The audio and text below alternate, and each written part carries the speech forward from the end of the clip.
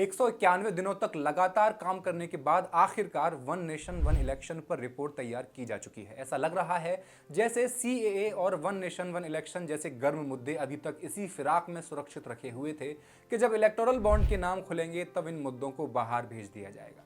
खैर, हम इस बारे में अगली वीडियो में बात करेंगे। आज बात इस रिपोर्ट की। हाई लेवल कमेटी ने यह रिपोर्ट राष्ट्रपति द्रौपदी मुर्मू को सौंप दी है। रामनाथ कोविंद पैनल की यह रिपोर्ट कुल 18,626 पन्नों की है। इस रिपोर्ट में सिफारिश की गई है कि 2029 में सभी तरह के चुनाव एक साथ कराए जाएं।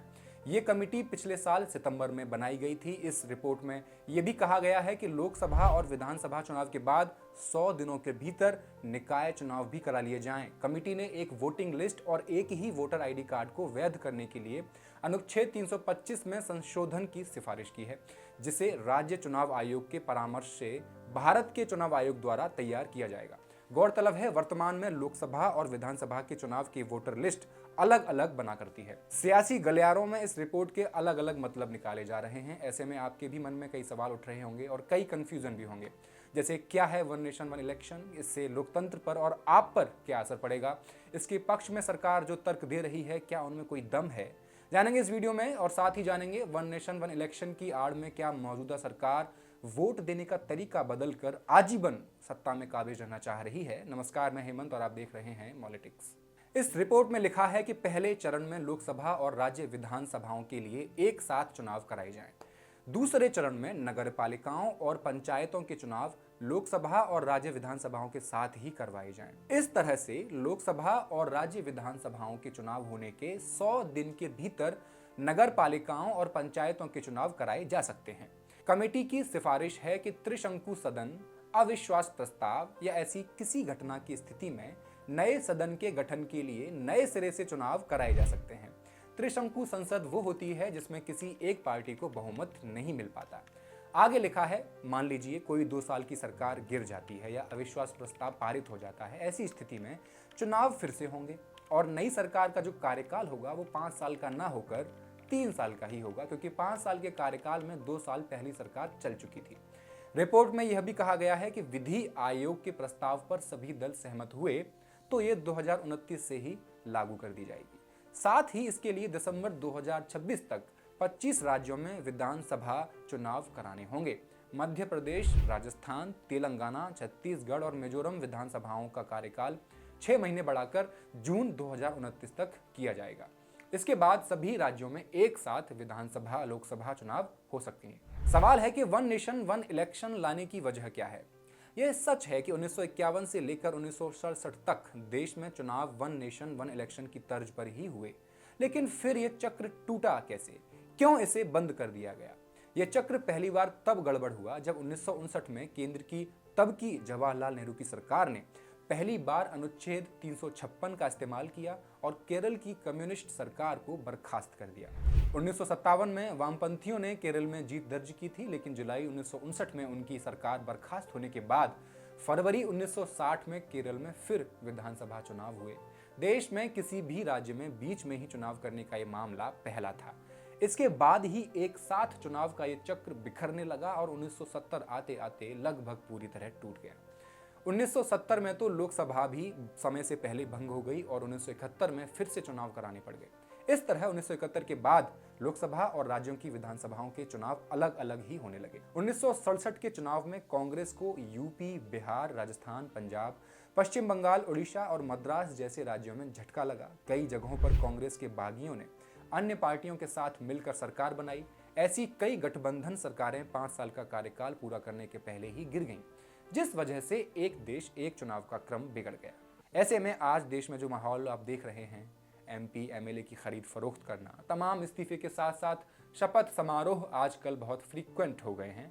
ऐसे में एक देश एक चुनाव कैसे सफल हो सकेगा। एक बहुत बड़ा दावा भी किया जा रहा है कि अगर एक ही चुनाव होता है तो सरकारी खर्चे में भारी कमी आएगी।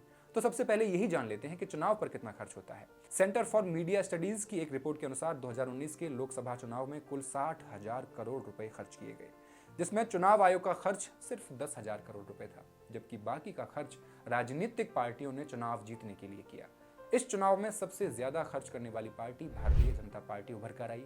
तो मसला चुनाव में खर्च हुए सरकारी पैसों का है या राजनीतिक दलों द्वारा पानी की तरह बहाए जाने वाले पैसे का?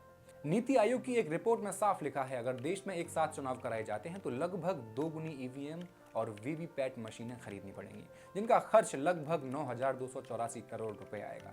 इसके अलावा इन मशीनों की रख रखाव पर जो खर्च होगा वो अलग। इन मशीनों की एक खास बात यह है कि इन्हें सिर्फ 15 साल ही इस्तेमाल किया जा सकता है, इसके बाद इनको क्रश करना पड़ता है। इसका भी अलग से खर्च होगा और ये खर्च हर 15 साल में होता रहेगा। यहाँ पर यह भी तो सोचना चाहिए कि क्या लोकतंत्र को ईमानदारी से चलाने के लिए जो खर्च हो रहा है उसकी कोई इंपॉर्टेंस ही नहीं है? क्या एक चुनाव ही है जिस पर फिजूल खर्ची हो रही है? देश में बाकी सब जगह सारे प्रोजेक्ट पर सही ढंग से पैसा खर्च हो रहा है। सवाल तो ये भी है कि जिस देश में एक मूर्ति बनाने के लिए 3,000 करोड़ रुपए खर्च कर दिए जाते हैं, क्या वो देश लोकतंत्र को सुचारू तौर पर चलाने के लिए जो पैसा खर्च कर रहा है उसको सहन करने की स्थिति में नहीं है? बात कुछ अलग थलग मालूम होती है। 2015 में IDFC इंस्टीट्यूट ने एक स्टडी की, इसमें सामने आया कि अगर चुनाव एक साथ होते हैं तो 77% चांसेस हैं कि वोटर विधानसभा और लोकसभा में एक ही पार्टी को वोट देंगे। वहीं चुनाव अगर 6 महीने के अंतर पर होते हैं तो 61% वोटर्स एक ही पार्टी को चुनेंगे। जाहिर है इससे विपक्ष को आपत्ति जरूर होगी।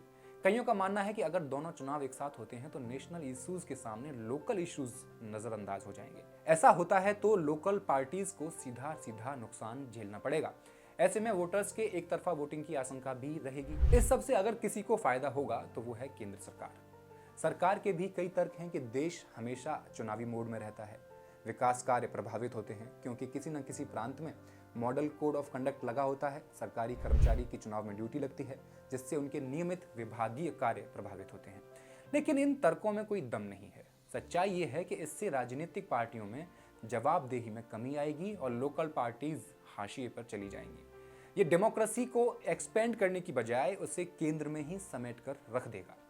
लोकतंत्र में चुनाव बहुत महत्वपूर्ण है, ये लोकतंत्र का केंद्र होते हैं क्योंकि चुनाव में हम लोकतंत्र को अपनी आंखों के सामने घटित होते हुए देखते हैं।